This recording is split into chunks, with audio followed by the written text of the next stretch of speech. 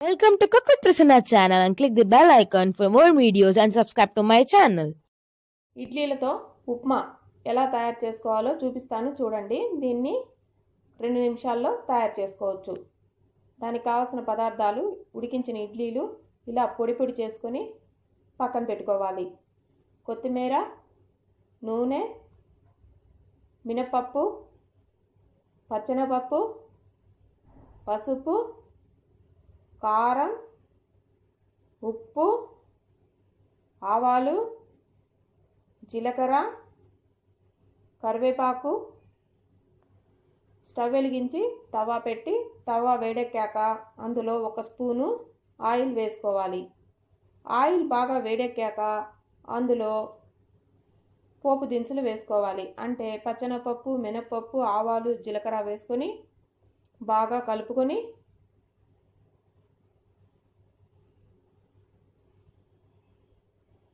కరివేపాకు కూడా వేసి పోపు బాగా వేగేంత వరకు వేయించుకోవాలి. తరువాత అందులో సరిపడా కారం, కొంచెం పసుపు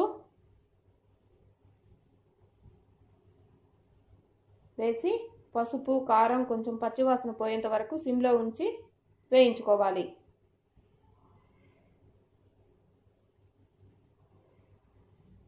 ఇలా బాగా వేగాక అందులో మనం ముందుగా పొడిలాగా చేసి పెట్టుకున్నాం కదా ఇడ్లీలు, అవి వేసుకొని పోపు మొత్తం బాగా కలిసేంత వరకు కలుపుకోవాలి.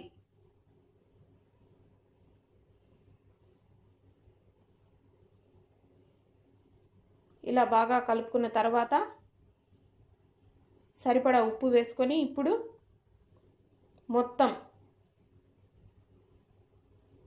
కలిసేంత వరకు కలుపుకోవాలి. ఇప్పుడే కొంచెం కొత్తిమీర కూడా వేసుకొని ఒక 2 నిమిషాల్లో మనకి ఉప్మా తయారవుతుంది. తర్వాత ఒక ప్లేట్లోకి తీసుకొని సర్వ్ చేసుకుంటే చాలా బాగుంటుంది.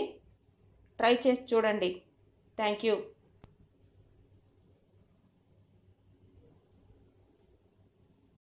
Thank you for watching and please subscribe to my channel and see you in my next video.